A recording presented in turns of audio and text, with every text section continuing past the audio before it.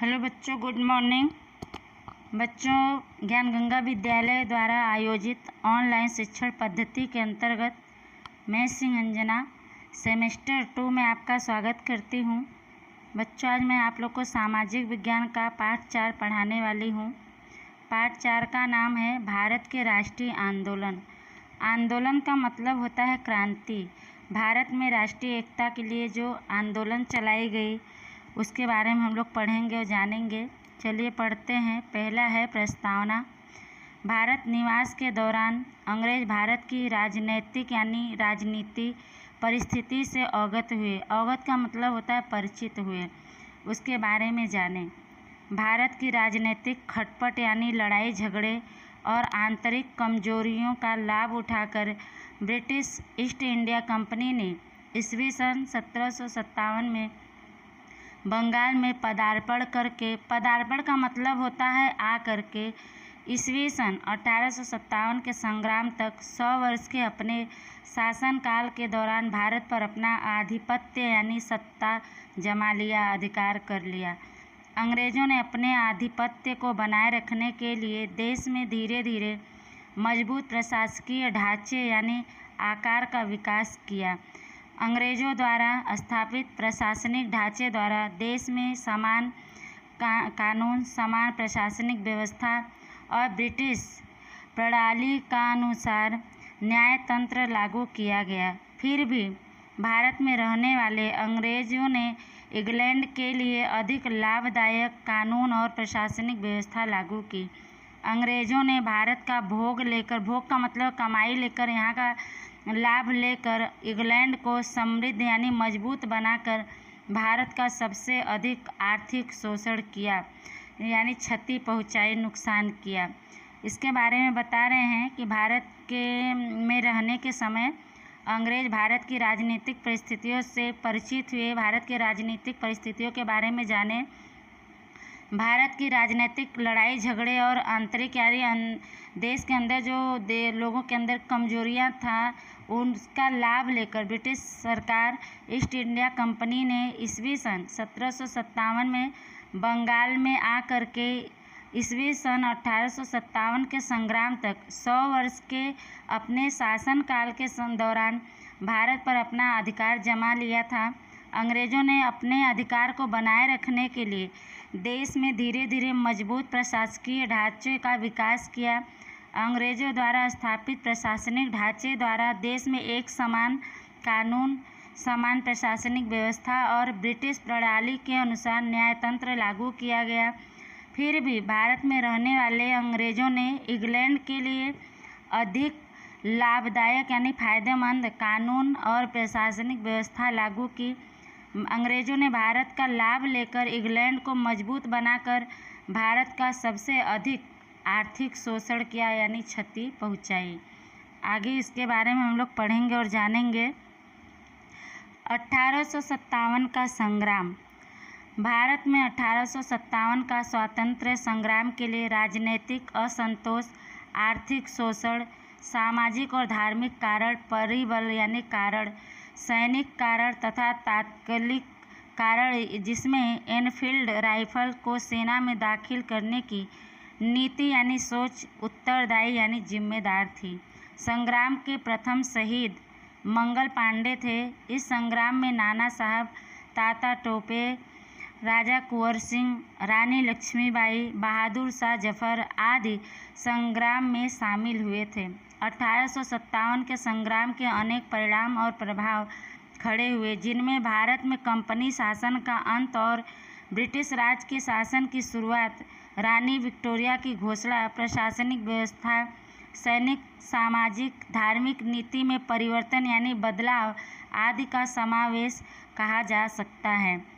1857 का संग्राम निष्फल यानी असफल हो जाने के लिए उसका निर्धारित यानी निश्चित समय से पहले शुरू होना, केंद्रीय नेतृत्व का अभाव, अपर्याप्त और पुराने शस्त्र, संग्रामकारियों में राष्ट्रीय भावना की अपेक्षा निजी यानी स्वयं का खुद का स्वार्थ यानी फायदा को महत्व देना, प्रधानता का मतलब होता है महत्व देना, योग्य और संगठित नेतृत्व का अभाव जैसे अनेक कारण उत्तरदायी यानी जिम्मेदार थे, जिनका विस्तृत अध्ययन आप पिछली कक्षाओं में कर चुके हैं। 1857 का संग्राम के बारे में बता रहे हैं कि भारत में 1857 का जब स्वतंत्रता के लिए संग्राम के युद्ध छेड़ा गया तो उसके लिए राजनीतिक असंतोष था लोगों के अंदर। आर्थिक शोषण, सामाजिक और धार्मिक कारण, सैनिक कारण तथा तात्कालिक कारण जिसमें एनफील्ड राइफल को सेना में दाखिल करने की नीति उनकी सोच जिम्मेदार थी। संग्राम में पहली बार शहीद मंगल पांडे हुए थे। इस संग्राम में नाना साहब, तात्या टोपे, राजा कुंवर सिंह, रानी लक्ष्मीबाई, बहादुर शाह जफर आदि युद्ध में इस लड़ाई में भाग लिए। 1857 के संग्राम के अनेक परिणाम और प्रभाव खड़े हुए, जिनमें भारत में कंपनी शासन का अंत और ब्रिटिश राज के शासन की शुरुआत हुई। रानी विक्टोरिया की घोषणा, प्रशासनिक व्यवस्था, सैनिक, सामाजिक, धार्मिक नीति में बदलाव आदि का समावेश, ऐसा कहा जा सकता है कि ये भी कारण बने। 1857 का संग्राम निष्फल हो जाने के लिए उसका निर्धारित समय से पहले शुरू होना, केंद्रीय नेतृत्व का अभाव, अपर्याप्त यानी जितना चाहिए उतना न होने पर और पुराने शस्त्र संग्रामकारियों में राष्ट्रीय भावना की अपेक्षा निजी स्वार्थ को प्रधानता देना, यानी कि जो युद्ध में भाग लेने वाले लोग थे वो अपने पूरे राष्ट्र के प्रति जो भावना थी वो न रहकर सिर्फ अपने स्वार्थ के लिए, अपने फायदे की बात सोचकर उसको महत्व देते थे। योग्य और संगठित संचालन का अभाव था कि कौन संचालन करे देश के लिए जो लड़ाई लड़ी जा रही है, जैसे अनेक कारण उत्तरदायी थे, जिसका विस्तार पूर्वक पिछली कक्षा में हम लोगों ने पढ़ा और जाना है। आगे पढ़ते हैं। बहिष्कार और स्वदेशी आंदोलन। बहिष्कार का मतलब होता है किसी चीज़ का त्याग करना। स्वदेशी आंदोलन यानी क्रांति, अपने स्वदेश, अपने देश में ही बने वस्तुओं का प्रयोग करना, विदेशी वस्तुओं का बहिष्कार करना। इसके बारे में हम लोग पढ़ेंगे और जानेंगे। भारत के राष्ट्रीय आंदोलनों में एक महत्वपूर्ण घटना थी बंग भंग आंदोलन। 1905 के साथ साथ बहिष्कार और स्वदेशी आंदोलन अंग्रेजों की कूटनीति के परिणाम स्वरूप फूट डालो और राज करो की नीति के कारण बहिष्कार और स्वदेशी आंदोलन को गति यानी रफ्तार मिली। करें भारत के राष्ट्रीय आंदोलनों में एक महत्वपूर्ण घटना थी बंग भंग आंदोलन 1905 में। उसके साथ साथ ही बहिष्कार और स्वदेशी आंदोलन भी लागू किया गया। अंग्रेजों की कूटनीति के परिणाम स्वरूप फूट डालो और राज करो, यानी कि एक दूसरे में लड़ाई झगड़े लड़ा दो और लड़ाई झगड़े लगाकर अपना खुद राज करो। तो ये नीति के कारण ही बहिष्कार और स्वदेशी आंदोलन जो चलाया गया उसको बहुत ही गति मिली, रफ्तार में, बहुत तेज़ी से देश में फैला। आगे पढ़ते हैं। ब्रिटिश शासन के समय बंगाल सबसे बड़ा प्रांत था। प्रांत का मतलब होता है प्रदेश, जिसमें आज का बंगाल, बिहार और ओडिशा का समावेश होता था। भारत के अन्य प्रदेशों की अपेक्षा बंगाल राष्ट्रीय चेतना का केंद्र बिंदु था। राष्ट्रीय आंदोलन को वेग और विचार बंगाल से मिलता था। साथ ही 1857 के स्वतंत्रता संग्राम में हिंदू और मुस्लिम एक साथ अंग्रेजों के विरुद्ध यानी खिलाफ लड़े थे। इसलिए फूट डालो और राज करो नीति अंग्रेजों की कूटनीति द्वारा कौमवाद यानी जात धर्म को प्रोत्साहित करने के लिए बंगाल विभाजन किया गया था। इसमें बता रहे हैं कि ब्रिटिश शासन के समय बंगाल का सबसे बड़ा प्रांत था भारत का, जिसमें आज का बंगाल, बिहार और उड़ीसा का समावेश होता था। ये तीनों प्रदेश मिलाकर एक बंगाल का प्रदेश बना था। भारत के अन्य प्रदेशों की अपेक्षा बंगाल राष्ट्रीय चेतना का केंद्र बिंदु था। राष्ट्रीय आंदोलन को गति और विचार बंगाल से ही मिलता था। साथ ही 1857 के स्वतंत्रता संग्राम में हिंदू और मुस्लिम एक साथ मिलकर अंग्रेजों के खिलाफ लड़ाई लड़े थे। इसलिए फूट डालो और राज करो जैसी नीति अंग्रेजों की कूटनीति द्वारा जाति धर्म को प्रोत्साहन करने के लिए, बढ़ावा देने के लिए बंगाल को बांट दिया गया, विभाजन कर दिया गया। आगे पढ़ते हैं। वाइसराय कर्जन 1899 से 1905 द्वारा विशाल बंगाल प्रांत में प्रशासनिक कार्य क्षमता लाने के बहाने पूर्व बंगाल और पश्चिम बंगाल ऐसे दो भाग किए गए। बंगाल के विभाजन का उग्र विरोध शुरू हो गया था। 16 अक्टूबर 1905 को बंगाल प्रांत का विभाजन लागू किया गया। उस दिन पूरे बंगाल प्रांत में राष्ट्रीय शोक दिवस के रूप में मनाया गया। उस दिन सभी विदेशी माल के बहिष्कार का आंदोलन और स्वदेशी माल के उपयोग को प्रोत्साहन देने का ऐलान यानी घोषणा भी किया गया। केवल बंगाली ही नहीं बल्कि भारत के अन्य लोग भी मानने लगे कि हिंद में राष्ट्रवाद का ज्वार जिस जोर शोर से शुरू हुआ है उसे रोकने के लिए यह विभाजन किया गया है। उस दिन समग्र बंगाल में हिंदुओं और मुस्लिमों ने एक दूसरे को राखी बांधकर संगठन शक्ति का दर्शन कराया। इस आंदोलन के 3 महत्वपूर्ण लक्षण थे, जिनमें पहला था स्वदेशी अपनाना, दूसरा विदेशी माल का बहिष्कार करना यानी त्याग करना, तीसरा था राष्ट्रीय शिक्षा अपनाना। इसमें कह रहे हैं कि बंगाल को जब बांटा जा रहा था तो उसका बहुत ही तीव्र गति से लोग विरोध चारों तरफ शुरू हो गया था। 16 अक्टूबर 1905 को बंगाल प्रदेश का विभाजन लागू किया गया।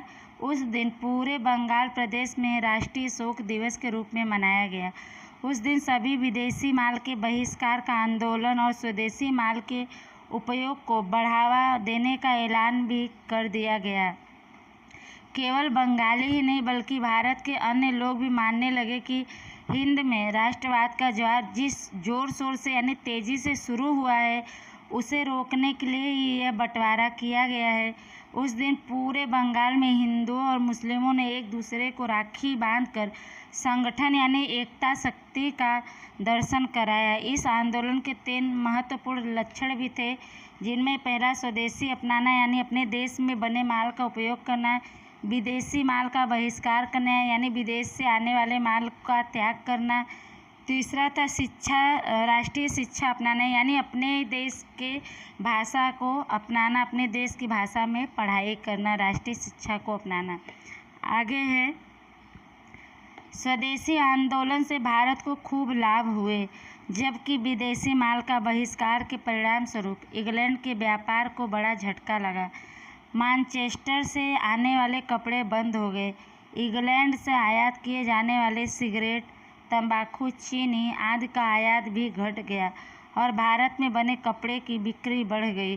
स्वदेशी माल बनाने के कारखाने शुरू हुए।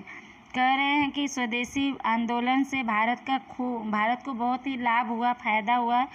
जब विदेशी माल का बहिष्कार हुआ तो उसका परिणाम यह हुआ कि इंग्लैंड के व्यापार को बहुत बड़ा झटका लगा।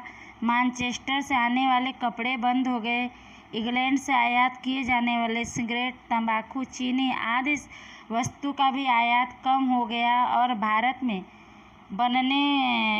में बने कपड़े की बिक्री बढ़ गई। स्वदेशी माल बनाने के कारखाने शुरू हो गए। आगे पढ़ेंगे।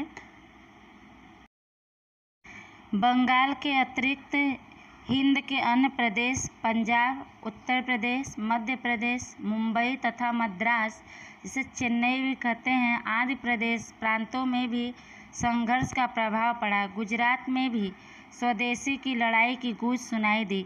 इसकी ब्रिटिश पार्लियामेंट में जबरदस्त गूंज सुनाई पड़ी और पार्लियामेंट को पुनः यानी फिर से विचार करके मात्र 6 वर्ष बाद ईस्वी सन 1911 में बंगाल का विभाजन रद्द करना पड़ा। हिंदवासियों के संगठन शक्ति यानी एकता शक्ति की यह एक स्मरणीय जीत थी। अंग्रेज शासन के विरुद्ध जागृत हुई नई चेतना की यह उल्लेखनीय विजय थी। बता रहे हैं इसमें कि बंगाल के अलावा हिंद यानी भारत के अन्य प्रदेश जैसे पंजाब, उत्तर प्रदेश, मध्य प्रदेश, मुंबई तथा मद्रास आदि प्रदेशों पर भी इस लड़ाई का प्रभाव पड़ा, असर पड़ा। गुजरात में भी अपने ही देश की बने माल की उपयोग करने की जो लड़ाई थी उसकी गूंज सुनाई दी।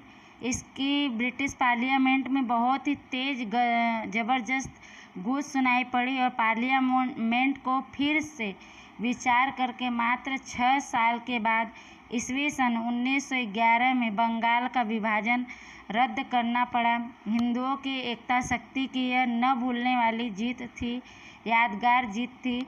अंग्रेज शासन के खिलाफ जागृत हुई नई चेतना की यह एक उल्लेखनीय वर्णनीय जीत थी, विजय थी। आगे पढ़ेंगे। मुस्लिम लीग 1906।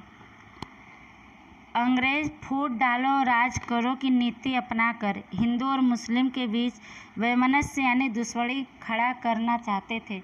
तत्कालीन वाइसराय लॉर्ड मिंटो और भारतीय मंत्री मार्ले के साथ मिलकर भारत के राष्ट्रवाद को कुचल डालने की योजना बनाई।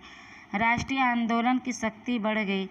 तब अंग्रेजों ने उच्च वर्ग के मुस्लिमों को तरफदारी करनी शुरू की। अलग मताधिकार और अलग मतदान मंडलों की मांग करने के लिए मुस्लिमों के एक समूह को समझाने में अंग्रेज सफल रहे, कामयाब रहे। परिणाम स्वरूप मुस्लिम लीग की स्थापना हुई 1906 में। इस संस्था की स्थापना में मुस्लिमों के धार्मिक प्रधान आगा खां, ढाका का नवाब समी उल्लाह खां, वाइसराय मिंटो और उसका निजी मंत्री डनलोप स्मिथ ने महत्वपूर्ण भूमिका यानी रोल निभाई थी।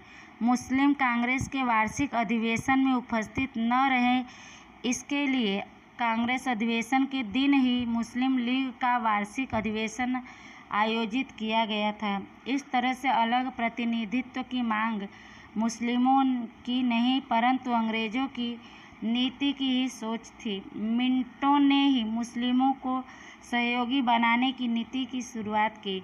इसलिए मिंटो को कई लेखक मुस्लिम कौमवाद का पिता कहते हैं। एक इतिहासकार तो यहाँ तक लिखता है कि पाकिस्तान का सच्चा निर्माता मोहम्मद अली जिन्ना या रहीमतुल्लाह नहीं बल्कि लॉर्ड मिंटो ही था। तभी से हिंदू मुस्लिम संघर्ष यानी लड़ाई बढ़ा और अंत में हिंद के विभाजन में परिणत हुआ यानी बदल गया, परिवर्तन हो गया। मुस्लिम लीग 1906 के बारे में बता रहे कि अंग्रेज फूट डालो और राज करो की नीति अपनाकर यानी एक दूसरे को लड़ा दो और राज करो ऐसी नीति अपनाकर हिंदू और मुस्लिमों के बीच दुश्मनी खड़ा करना चाहते थे। तत्कालीन वाइसराय लॉर्ड मिंटो और भारतीय मंत्री मार्ले के साथ मिलकर भारत के राष्ट्रवाद को समाप्त करने की योजना बनाई। राष्ट्रीय आंदोलन की शक्ति बढ़ गई। तब अंग्रेजों ने जो उच्च वर्ग के मुस्लिम थे उनकी तरफदारी करना शुरू कर दिए। अलग मताधिकार और अलग मतदान मंडलों की मांग करने के लिए मुस्लिमों के एक समूह को अंग्रेज समझाने में सफल हो गए, जिसका परिणाम यह हुआ कि मुस्लिम लीग की स्थापना हुई 1906 में। इस संस्था की स्थापना में मुस्लिमों के धार्मिक प्रधान आगा खां, ढाका का नवाब समी उल्लाह खां, वाइसराय मिंटो और उसका निजी मंत्री डनलोप स्मिथ ने बहुत ही बड़ा रोल निभाया था।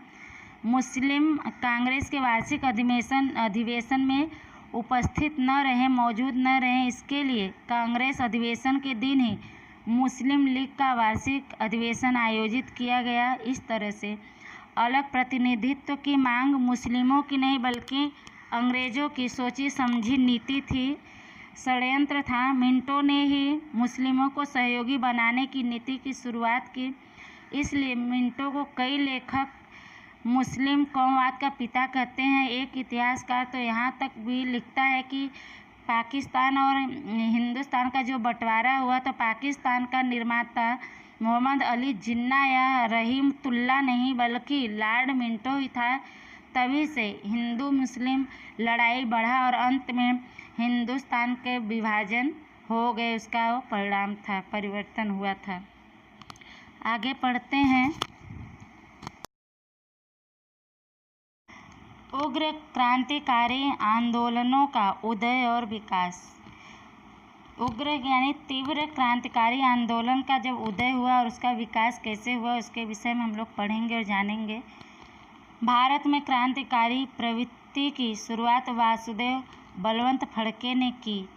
चाफेकर बंधुओं दामोदर चाफेकर तथा बालकृष्ण चाफेकर, वीर सावरकर, बारिंद्रनाथ घोष, खुदीराम बोस, प्रफुल्ल चाकी, राम प्रसाद बिस्मिल, अशफाक उल्लाह खां, चंद्रशेखर आज़ाद, वीर भगत सिंह, शिवराम राजगुरु, सुखदेव, बटुकेश्वर दत्त, रोशन सिंह जैसे अनेक क्रांतिकारियों ने राष्ट्रवाद की ज्योति प्रज्वलित रखी यानी जलाई रखी।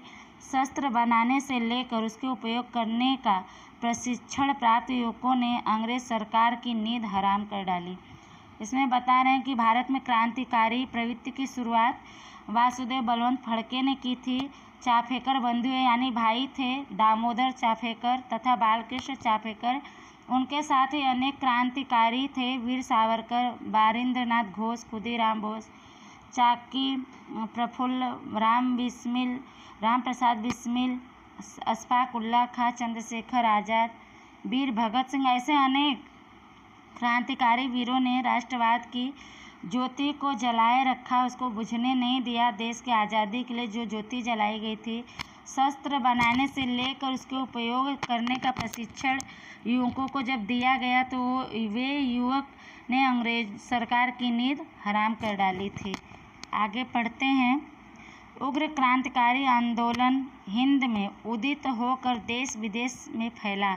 उसकी पूर्व भूमिका में बंगाल का विभाजन रद्द कराने के लिए चले आंदोलन, सूरत के कांग्रेस अधिवेशन, 1907 में हुए गरम और नरम दल जैसे दो भाग में विभाजन और कांग्रेस का मात्र प्रस्ताव, विनती का प्रबल विरोध जैसी परिस्थितियां हैं। लाल बाल पाल की त्रिपुटी ने गरम दल की नीति अपनाकर भारतीय युवा कार्यकर्ताओं में नई चेतना जगाई। भारतीय राष्ट्रीय कांग्रेस की ढीली ढाली नीति को एक जोरदार नया मोड़ दिया। करें कि उग्र यानी तेज क्रांतिकारी आंदोलन हिंदुस्तान में उदित होकर देश विदेश में फैल गया। उसकी पूर्व भूमिका में बंगाल का विभाजन रद्द कराने के लिए चले आंदोलन था। कांग्रेस सूरत में कांग्रेस अधिवेशन, 1907 में हुए गरम और नरम दल जैसे दो भाग में विभाजन और कांग्रेस के मात्र प्रस्ताव, विनती का प्रबल यानी मजबूत विरोध जैसे परिस्थितियां हैं। लाल बाल पाल की त्रिपुटी यानी 3 लोगों ने गरम दल की नीति अपनाकर भारतीय युवा कार्यकर्ताओं में नई चेतना जगाई। भारतीय राष्ट्रीय कांग्रेस की ढीली ढाली यानी कमजोर पड़ती नीति को एक जोरदार मोड़ दिया गया। बच्चों, ये चित्र आप लोग देख रहे होंगे।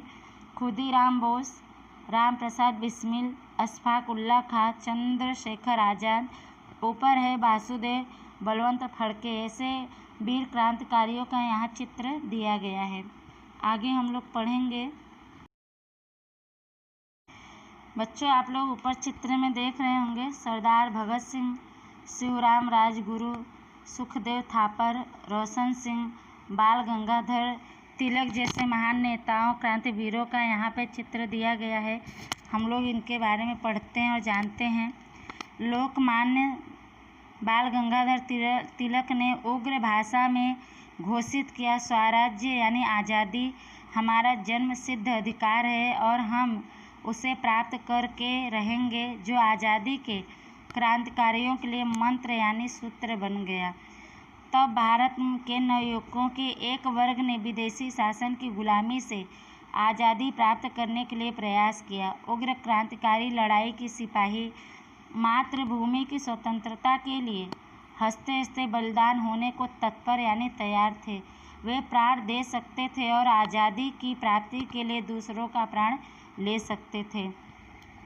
इसमें कह रहे हैं कि लोकमान्य बाल गंगाधर तिलक ने बहुत ही तेज उग्र तीव्र भाषा में ये ऐलान किया कि स्वराज्य यानी आज़ादी हमारा जन्म सिद्ध अधिकार है और हम इसे प्राप्त करके ही रहेंगे, जो आज़ादी के क्रांतिकारियों के लिए एक नया सूत्र बन गया था, मंत्र बन गया था। तब भारत के नवयुवकों के एक वर्ग ने विदेशी शासन की गुलामी से आज़ादी प्राप्त करने के लिए प्रयत्न किया। उग्र क्रांतिकारी लड़ाई की सिपाही मातृभूमि यानी अपने देश की स्वतंत्रता के लिए हंसते हंसते अपना बलिदान होने को तैयार थे, अपने आप को समर्पित करने के लिए तैयार थे देश के लिए, और देश को आज़ाद कराने के लिए अपने प्राण दे भी सकते थे और दूसरों के प्राण ले भी सकते थे। आगे पढ़ेंगे। भारत में महाराष्ट्र, बंगाल, पंजाब, बिहार, ओडिशा, गुजरात, राजस्थान, मद्रास प्रांत, उत्तर प्रदेश और मध्य भारत में क्रांतिकारी प्रवृत्तियां यानी कार्य फैली थीं। उन प्रवृत्तियों में मित्र मेला सोसाइटी, अभिनव भारत समाज, अनुशीलन समिति, अंजुमन ए मुहिल्लाने वतन, इंडियन पेट्रियोट्स एसोसिएशन, बाद में भारत माता आदि संस्थाएं स्थापित करके क्रांतिकारी प्रवृत्तियों को अधिक गति दी। कह रहे भारत में महाराष्ट्र, बंगाल, पंजाब, बिहार, ओडिशा, गुजरात, राजस्थान, मद्रास प्रदेश, उत्तर प्रदेश और मध्य भारत में क्रांतिकारियों की प्रवृत्तियां यानी कार्य फैली हुई थी। उन प्रवृत्तियों में मित्र मेला सोसाइटी, अभिनव भारत समाज, अनुशीलन समिति, अंजुमन ए मुहिल्लाने वतन, इंडियन पेट्रियोट्स एसोसिएशन जो बाद में भारत माता आदि संस्थाएं स्थापित करके क्रांतिकारी प्रवृत्तियों को यानी कार्यों को बहुत तेज गति रफ्तार दी गई। आगे पढ़ते हैं। प्रथम दौर में संध्या, युगांतर, नवशक्ति और वंदे मातरम, केसरी, मराठा जैसे समाचार पत्रों और पत्रिकाओं ने सतत यानी लगातार बल प्रदान किया यानी शक्ति प्रदान की। अलीपुर हत्याकांड में 34 क्रांतिकारियों पर केस चलाया गया। हावड़ा हत्याकांड तथा ढाका हत्याकांड के अनेक क्रांतिकारियों की गिरफ्तारी की गई। दिल्ली में वाइसराय हार्डिंग पर बम फेंककर हत्या करने का प्रयास। 13 नवंबर 1909 को अहमदाबाद में रायपुर दरवाजा बाहर वाइसराय मिंटो पर फेंका गया बम आदि घटनाएं दृष्टांत यानी उदाहरण के रूप में दी जा सकती है। दूसरे दौर में 1920 से 42 काकोरी लूट केस, लाहौर हत्याकांड और केंद्रीय धारा सभा दिल्ली में बम फेंकने की घटनाएं घटी। इन सभी प्रवृत्तियों यानी कार्यों में सहभागी क्रांतिवीरों के विषय में आप पिछली कक्षा में पढ़ चुके हैं। प्रथम यानी पहले दौर में संध्या, युगांतर, नवशक्ति और वंदे मातरम, केसरी, मराठा जैसे समाचार पत्रों और पत्रिकाओं ने लगातार छापकर लोगों को बल प्रदान किया, शक्ति प्रदान की। अलीपुर हत्याकांड में 34 क्रांतिकारियों पर केस चलाया गया। हावड़ा हत्याकांड और ढाका हत्याकांड के अनेक क्रांतिवीरों को हिरासत में ले लिया गया। दिल्ली में वाइसराय हार्डिंग पर बम फेंककर हत्या करने का प्रयास। 13 नवंबर 1909 को अहमदाबाद में रायपुर दरवाजा बाहर वाइसराय मिंटो पर बम फेंका गया आदि ऐसी घटनाएं जो उदाहरण के रूप में दी जा सकती हैं। करें दूसरे दौर में 1920 से 42 में काकोरी लूट केस, लाहौर हत्याकांड और केंद्रीय धारा सभा दिल्ली में बम फेंकने की घटनाएं घटी। इन सभी प्रवृत्तियों में सहभागी यानी भाग लेने वाले क्रांतिकारी वीरों के विषय में आप पिछली कक्षा में पढ़ चुके होंगे। आगे पढ़ते हैं। गुजरात में उग्र क्रांतिकारी आंदोलन। गुजरात में बहुत तेज गति से क्रांतिकारी आंदोलन कर रहे थे, उसके बारे में हम लोग पढ़ते हैं और जानते हैं। गुजरात में सशस्त्र क्रांति की भूमिका तैयार करने वाले सर्वप्रथम नेता श्री अरविंद घोष थे, परंतु वे पर्दे के पीछे थे। पर्दे के पीछे मतलब वो सामने नहीं थे, सबके नज़र में नहीं आते थे। अरविंद घोष के भाई बारिंद्र घोष हमेशा आगे रहते थे। ईस्वी 1902 में बारिंद्र कुमार गुजरात आए और दक्षिण भाग को रौंद डाला। यहाँ उन्हें श्री छोटू भाई और श्री अम्बू भाई पुराड़ी जैसे सशक्त यानी ताकतवर साथी मिले। नर्मदा किनारे साकरिया स्वामी भी मिले। ये स्वामी 1857 में संग्राम के समय झांसी की रानी के साथ थे। वारेंद्र कुमार ने बड़ोदरा, चरोतर, खेड़ा, अहमदाबाद, महसाड़ा ऐसे हर एक जगह मध्यम वर्ग के युवकों को क्रांति के रंग में रंगा। इस संदर्भ में अहमदाबाद में रायपुर दरवाजा बाहर वाइसराय मिंटो की बग्घी पर बम डालने की क्रांतिकारी घटना घटी। गुजरात के बारे में बता रहे हैं कि गुजरात में सशस्त्र क्रांति की भूमिका तैयार करने वाले सबसे पहले नेता थे अरविंद घोष, लेकिन वो सभी के सामने नहीं आते थे। अरविंद घोष के भाई बारिंद घोष हमेशा आगे रहते थे। 1902 में बारिंद कुमार गुजरात आए और दक्षिण भाग को रौंद डाला यानी कुचल डाला। यहाँ उन्हें भी छोटू भाई और श्री अम्बो भाई पुराड़ी जैसे ताकतवर साथी मित्र मिले। नर्मदा किनारे साकरिया स्वामी भी मिले। ये स्वामी 1857 की लड़ाई में समय झांसी की रानी के साथ थे। बारिंद कुमार ने बड़ोदरा, चरोतर, खेड़ा, अहमदाबाद, मेहसाणा ऐसे हर एक जगह मध्यम वर्ग के युवकों को क्रांति के रंग में रंग दिए थे। इस संदर्भ में अहमदाबाद में रायपुर दरवाजा बाहर वायसराय मिंटो की बग्घी पर बम डालने की क्रांतिकारी घटना घटी थी। आगे पढ़ते हैं। अरविंद घोष भवानी मंदिर नामक पुस्तक में क्रांति की योजना को चित्रित किया यानी छापा। उसका गुजराती भाषा में अनुवाद भी किया गया। इसके अतिरिक्त दक्षिण सामयिक में उसे छपवाया। इसके अतिरिक्त क्रांति योजना का विचार फैलाने के लिए देसी वनस्पति दवाइयाँ, नहाने के साबुन बनाने के तरीके, कसरत, गुलाब की कहानियाँ, कानून का संग्रह आदि शीर्षक वाली पत्रिकाएं प्रकाशित की गई, जिससे अंग्रेजों को पता न चले। इन पुस्तिकाओं में बम बनाने के तरीके भी थे। इसमें बता रहे हैं कि अरविंद घोष भवानी मंदिर नामक पुस्तक में क्रांतिकारी की योजना को चित्रित किया यानी छापा। उसका गुजराती भाषा में अनुवाद भी किया गया। इसके अलावा दक्षिण सामयिक में उसे छपवाया गया।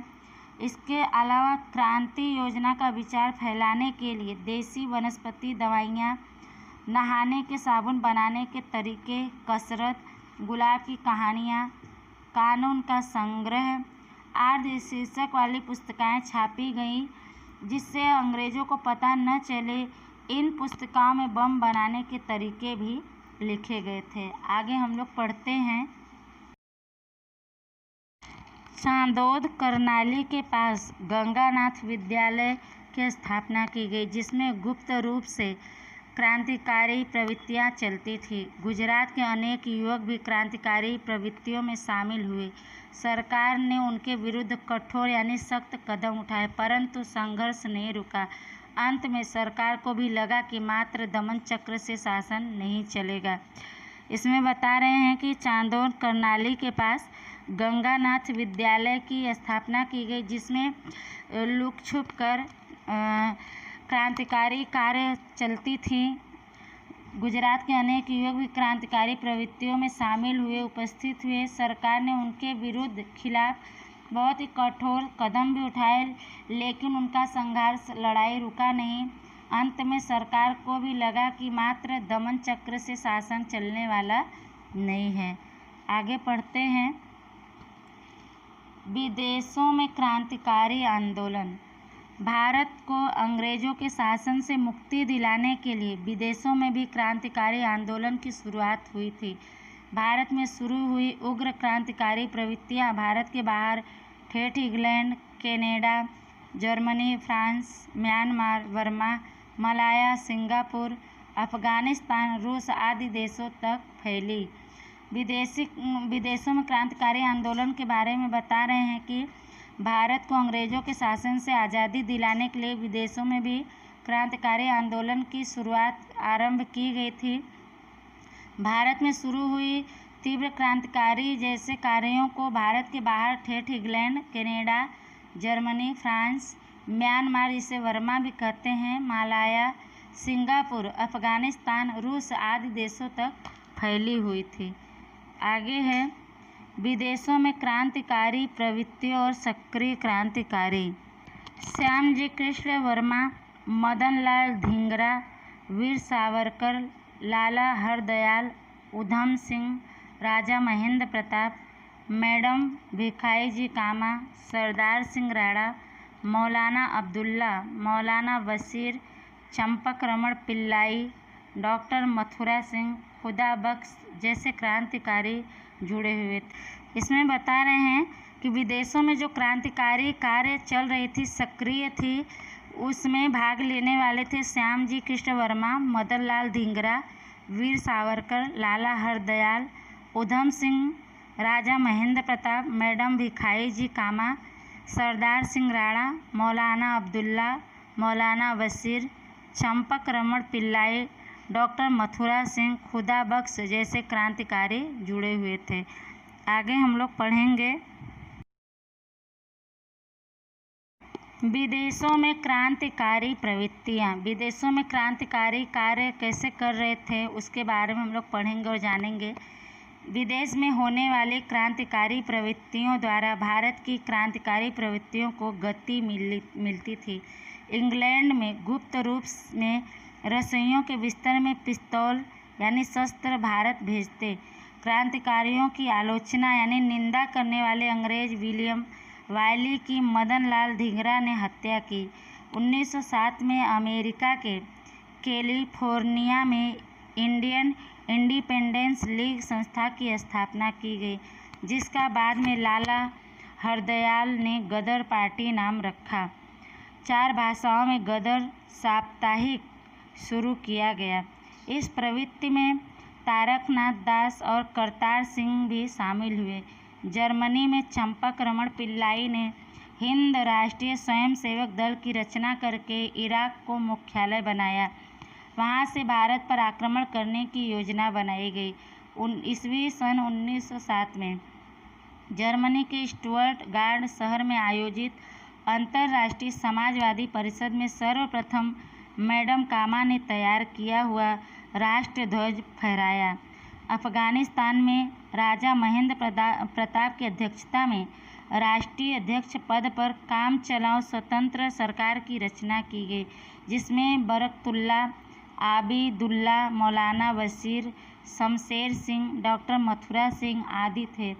इस सरकार ने रूस, ईरान, तुर्की आदि से सहायता प्राप्त करने का प्रयास किया। तुर्की के प्रधान अनवर पाशा और गवर्नर को भी मिले। रेशमी रुमाल पर लिखे गालिबनामा षड्यंत्र सभी मुस्लिमों ने एकत्रित संगठित होकर ईसाइयों के विरुद्ध जंग शुरू किया और पकड़े गए। राजा महेंद्र प्रताप ने अपने हस्ताक्षर वाले सोने की पट्टी रूस के जार के पास भेजी, जिसमें जार को इंग्लैंड के साथ संबंध तोड़ डालने के लिए कहा गया था।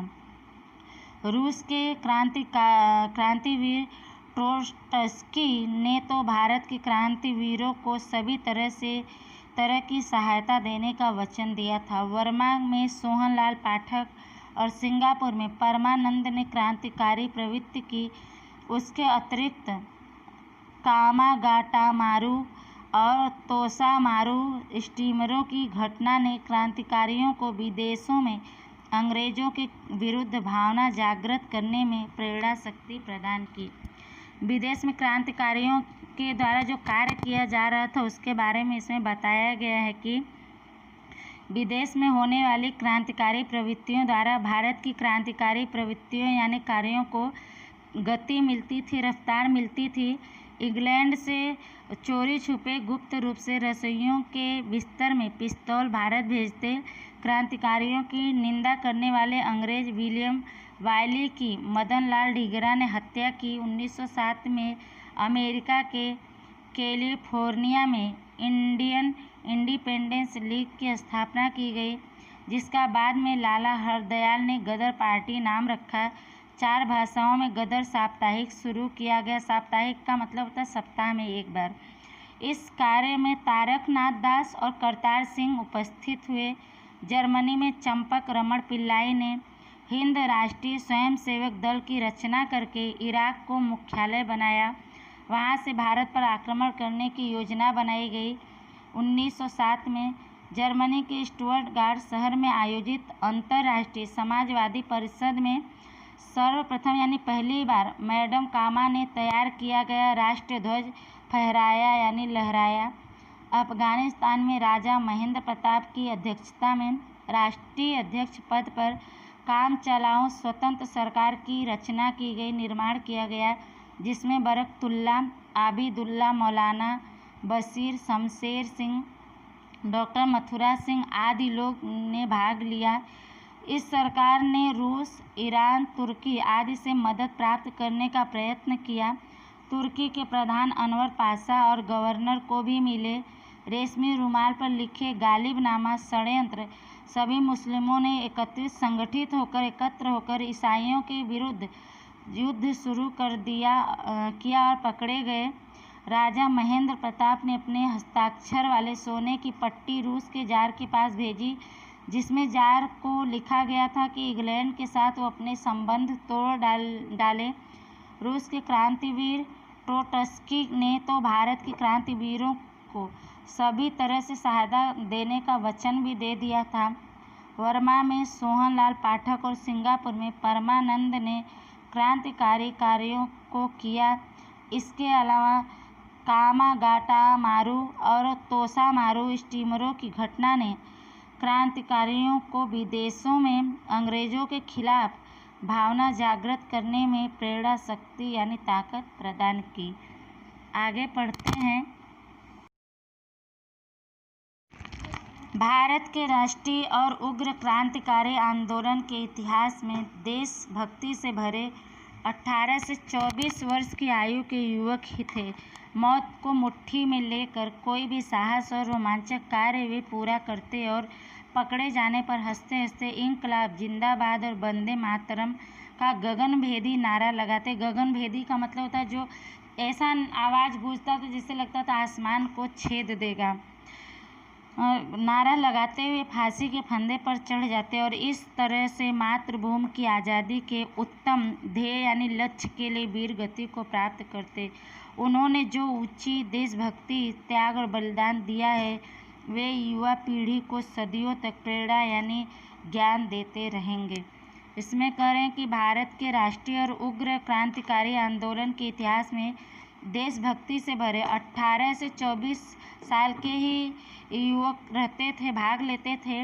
अपने मौत को मुट्ठी में लेकर कोई भी साहस और रोमांचक कार्य से वे पूरा करते और पकड़े जाने पर हंसते हंसते इंकलाब जिंदाबाद और वंदे मातरम का गगनभेदी नारा लगाते हुए फांसी के फंदे पर चढ़ जाते थे और इस तरह से मातृभूमि की आज़ादी के लिए स्वतंत्रता के लिए उत्तम यानी सर्वश्रेष्ठ लक्ष्य के लिए वीर गति को प्राप्त करते थे, अपना बलिदान दे देते थे। उन्होंने जो ऊंची देशभक्ति और त्याग और बलिदान दिया है वे युवा पीढ़ी को सदियों तक प्रेरणा देते रहेंगे। बच्चों आज के लिए इतना ही। आगे का भाग आप लोग को दूसरे वीडियो में पढ़ाएंगे। जितना भी पढ़ाया गया उसको ध्यान से आप लोग सुनिएगा वीडियो को। इससे संबंधित प्रश्न उत्तर आप लोग को बाद में दिया जाएगा। तब तक के लिए धन्यवाद।